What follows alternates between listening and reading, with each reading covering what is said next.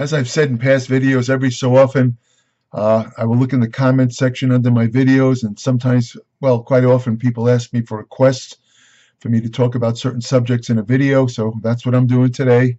Somebody asked me to talk about something called the Whoosh Effect. Prior to doing this video, I did a little research. I went on the internet, and I was surprised to see how many websites and blogs or articles are devoted to this Whoosh Effect, as it's called. Quite frankly, I wasn't that familiar with it. I'm familiar with the science and practice of fat loss, and I've never seen a technical term in fat physiology called the Whoosh Effect. So I had to kind of figure out what it is. And here's what I discovered. The Whoosh Effect refers to the sudden appearance of significant weight loss following a dieting plateau. In other words, it's common to start a diet, where you reduce your calories considerably.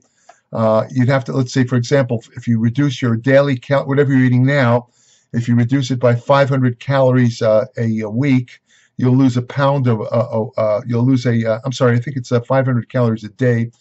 You'll lose a pound a week. If you reduce it by 1,000 calories a day, you will lose 2 pounds a week. I hasten to add this important fact, I should say an important point that you should be aware of. You don't want to lose body fat rapidly, because study after study has shown the faster you lose body fat, the faster it comes back. You basically, what's going on is you put your body in a kind of alarm mode where it thinks that there's something wrong, and there's a whole bunch of things that go into effect relating to hormones, gut peptides, brain chemicals, neurotransmitters that tend to cause you to regain the weight very rapidly when you lose weight too fast. It's almost a guarantee that you're going to get all the fat back and then some. The usual figure given is between 94 and 97% fat regain after a diet, especially a diet that involves what they call a crash weight loss type of thing, where you take in too few calories. But I just wanted to throw that in. But basically, what happens in the Whoosh Effect, you get a plateau. When you go on a low-calorie diet, it's very common after about maybe 2, 3, 4 weeks, it varies with individuals, you'll hit what is known as a dieting plateau, where not only do you stop losing weight, especially if you check the daily scales, but you will actually seemingly gain weight. And there's an effect that occurs where in certain areas like the thighs and the abdominals, if the fat seems almost like squishy, it feels almost watery, and this is related to the so-called Whoosh Effect. The theory about what causes the Whoosh Effect is that after a period of dieting, the body suddenly releases retained water stores, which whoosh. That's where the word comes from, whoosh, or pass quickly out of the body, resulting in weight losses of 5 pounds or more. Now, fat cells do contain about 10 to 12% water content. So when fat cells are releasing their content, which is triglycerides, that's a technical name for the fat that's stored in lipocytes or fat cells, there's always going to be some water loss. Now, what the Whoosh theory says is that the fat that you release from fat cells will be oxidized. That's the only way you can get rid of it, by the way. If you go on a diet, for example, and you reduce the calories or the carbohydrates enough, your fat cells are going to release triglycerides. What's happening is, without getting too technical, certain hormones break down the triglyceride content of fat cells into its component parts, which is fatty acids and glycerol. A triglyceride consists of 3 fatty acids attached to a glycerol backbone. So when your body more or less pulls fat out of the fat cells, hormone-sensitive lipase and enzyme, it starts a cascade involving cyclic AMP. I don't want to get into all the technicalities. The bottom line is that your body breaks down the content of fat cells into fatty acids and glycerol. They get into the blood. Now, if you do something to oxidize the fat, that particular fat is gone. And what do you have to do? You have to exercise. The best type of exercise to burn fat is aerobics, because it involves more oxygen, and fat is burned in the process of oxygen. You do, however, burn fat when you exercise at weights. If you keep a fast pace going, enough to raise your metabolism, raise your oxygen intake, you'll burn fat with weight training also. But the point here being that if you go on a diet and you reduce the calories, and you cause the fat to be released out of the fat cells, and you just don't exercise, what's going to happen is the fat's going to travel in the blood, and guess what? It's going to go right back into the fat cells, and it's called reesterification, where the fat goes right back in the fat cells, and it goes right back in there. The only way to overcome that is the calories have to be low enough where your body will oxidize the fat anyway, but it's not efficient way. It's not an efficient way to do it without exercise. You always have to have an exercise component. Anyway, so what happened? Getting back to the Whoosh effect, the theory is that when your fat cells release the fatty acid and glycerol, you have a fat cell as a cell membrane. So this is the theory. This is not science. What I'm about to tell you, this is the theory.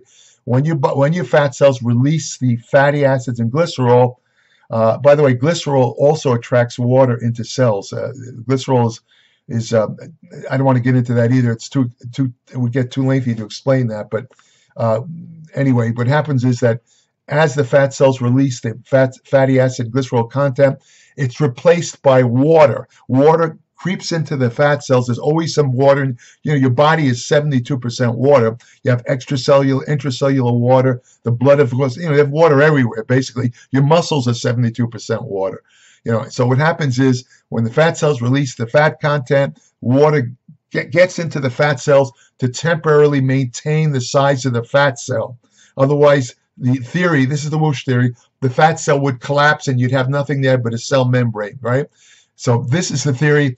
I've seen some people say this who surprise me because they're otherwise pretty well educated in physiology, and yet they state this as a fact without there's no proof of this at all.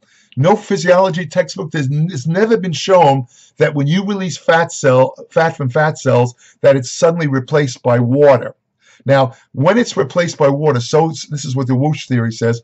What's happening is you actually could gain weight, and this is this is part of the dieting plateau.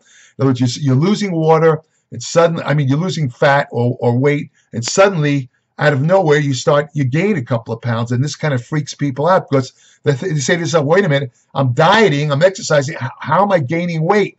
According to the Whoosh theory, is you are losing fat, but the fat is being replaced, and the fat cells being replaced by water. So you get on a scale, it looks like you might have gained a little bit of weight, but it's not really fat, it's water. And what happens next is the water, it could vary for a variety of reasons.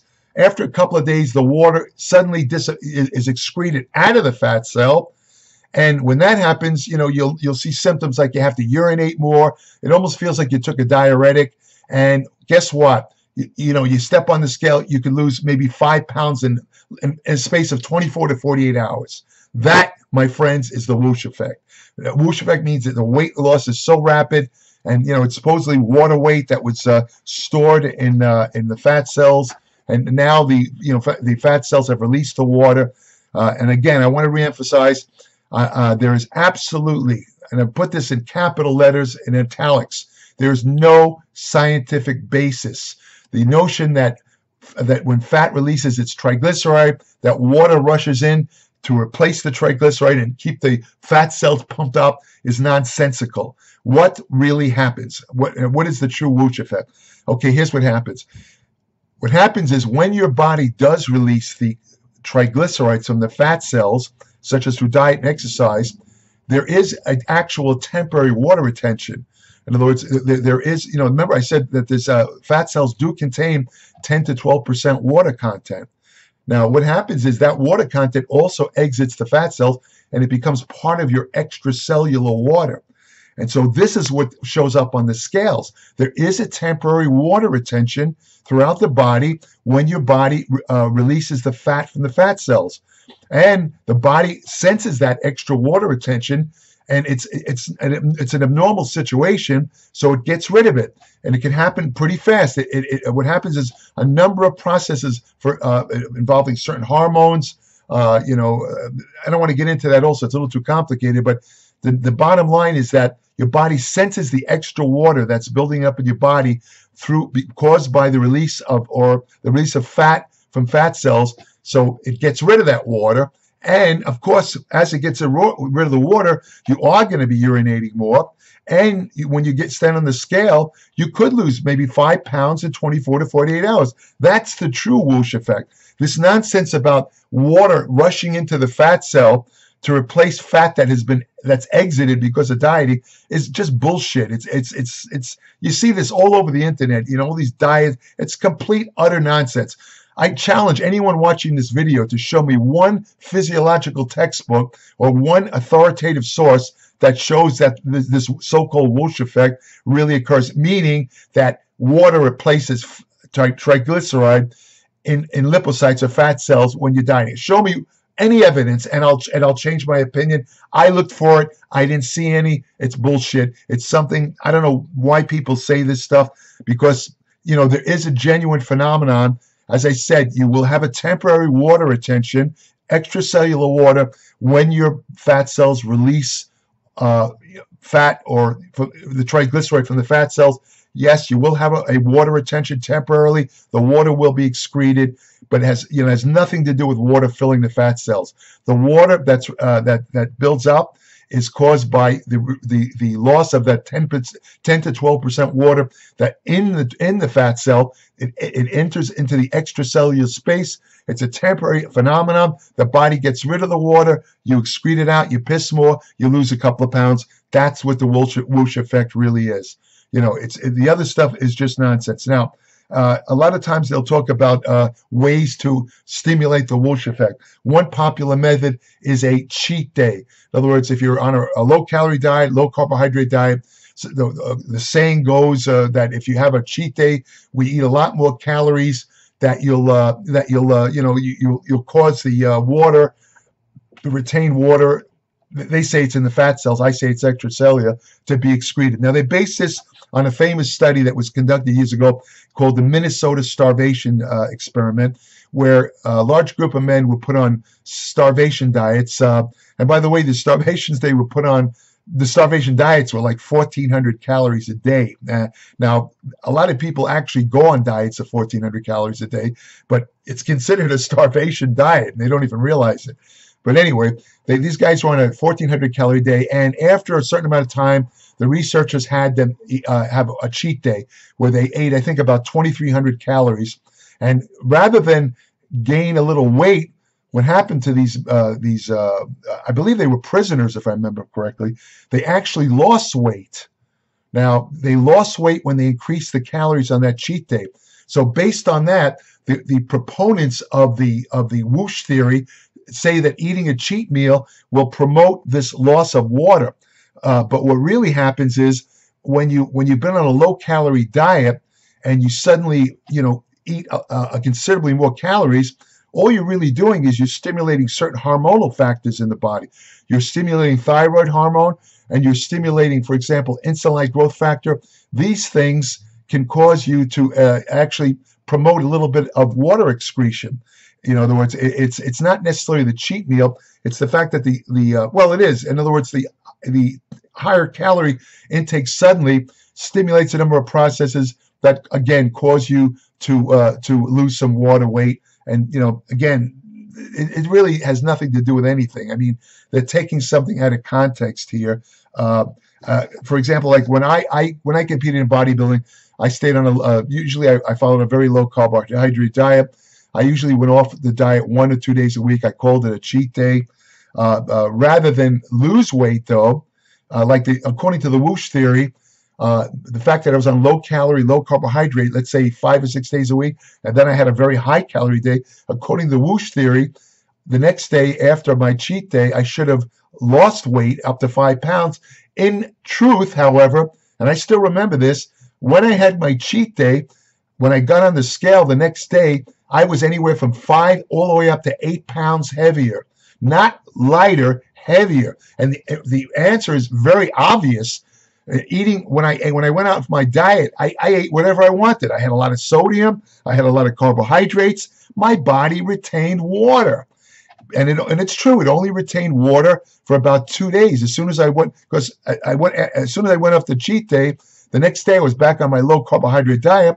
A low carbohydrate diet has a natural diuretic effect. So all the water I retained from my cheat day was gone within 2 days. This was not a whoosh effect. This is the fact that I wasn't eating a lot of carbohydrates, and because of that, I caused the water that I had retained from my cheat day to pass right out of my body.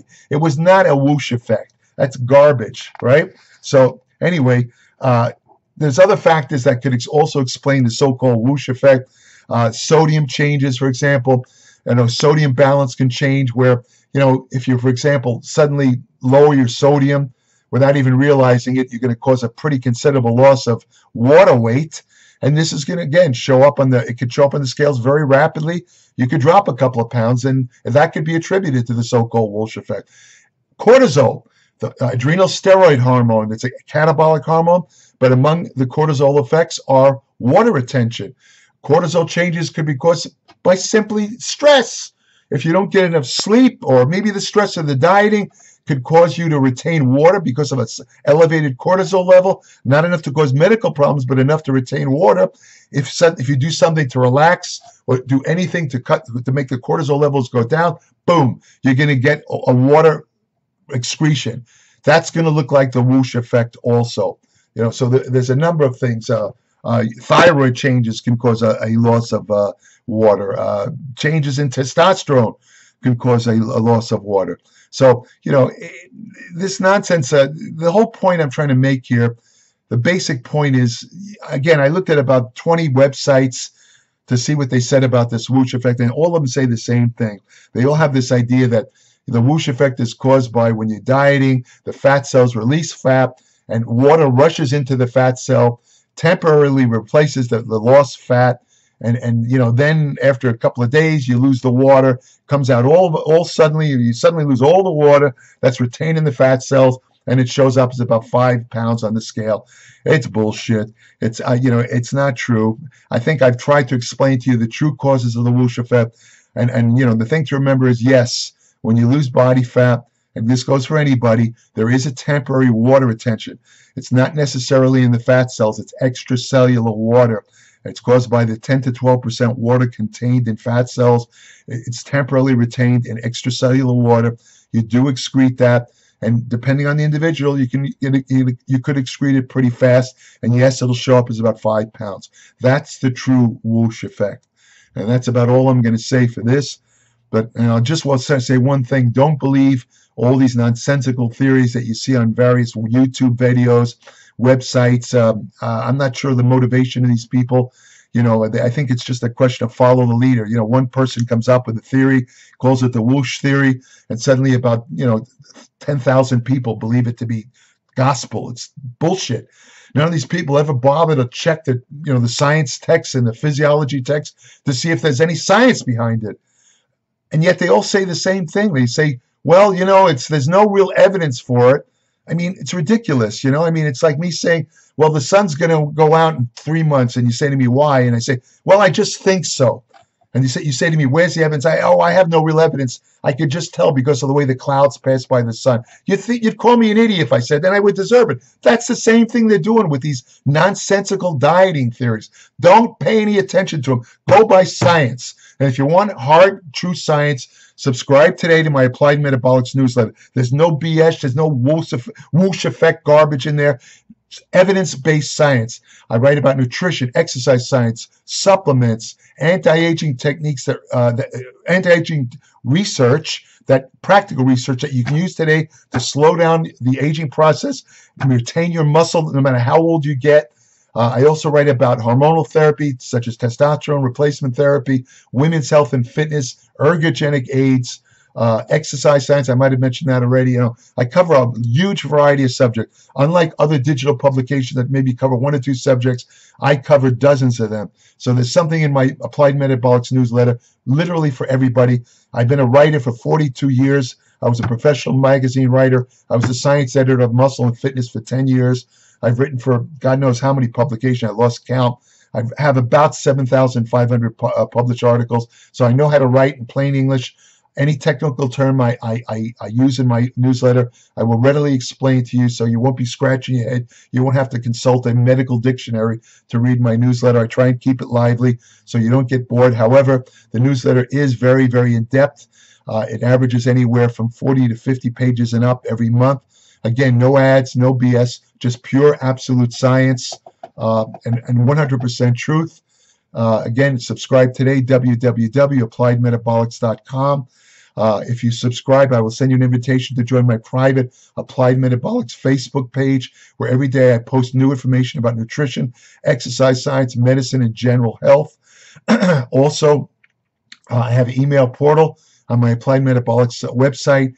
Current subscribers can send me short questions. I'll try to answer them. However, I don't answer unsolicited questions. I don't answer questions from people that are not subscribers because I only have limited amount of time, and I want to give that to the subscribers who support my work. So you're welcome to leave comments under these videos. You can leave suggestions for videos. I am not going to do any videos on anabolic steroids because that's frowned upon by Google, who owns YouTube. And I'm not going to risk losing my YouTube channel just to give information on steroids. You can get that from other people. I'm not going to do that. So don't request anything about steroids or growth hormones, any of that stuff. I'm not going to do any videos on that stuff. It has to be nutrition, exercise, anything but drugs. I'll talk about stuff like myostatin. I've already done that, that kind of stuff, but it has to be natural, except in rare instances. I might talk about, I have an upcoming video where I'll talk about a new chemical that seems to work like clenbuterol, which is a drug, but doesn't have the same side effects. So that's an upcoming video. That kind of stuff I'll talk about. So again, subscribe today to my Applied Metabolics newsletter, www.appliedmetabolics.com. If you want to have the best friend you'll ever have, go to your local shelter, adopt a dog. They're the greatest animals on earth. I love all animals, but I especially love dogs. Take care.